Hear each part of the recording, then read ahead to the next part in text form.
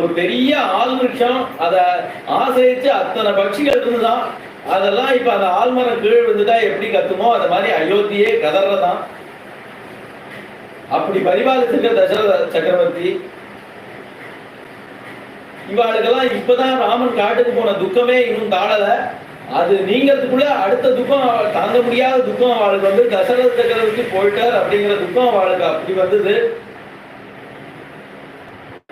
அந்த கதவை திறந்து வச்சுட்டா அத்தனை பேரும் வந்து பாக்குறா தசரத சக்கரவர்த்திய. காலமே இவ கவனிக்கலையா. அப்ப ஒருத்தி வந்து பார்த்துட்டு பார்த்தா இட்ட கையும் இட்ட காலமா கிடக்க. அப்பதான் கௌசல்யை கூப்பிடுறார். அவ பத்னிகள் அத்தனை பேரும் கதறா, அப்புறம் ஜனங்களும் கதறா. மேல அவருக்கு எப்படி அவரை தைல துரோணியில வச்சு அவரை பாதுகாத்து வைக்கிறா. ஏன்னா இன்னும் பரதன் வரணும், வந்துதான் மேல ஆக வேண்டிய காரியத்தை பார்க்கணும். இவ ரெண்டு பேரும் வனத்துக்கு போயிட்டதுனால மேல அடுத்தது ஆக வேண்டிய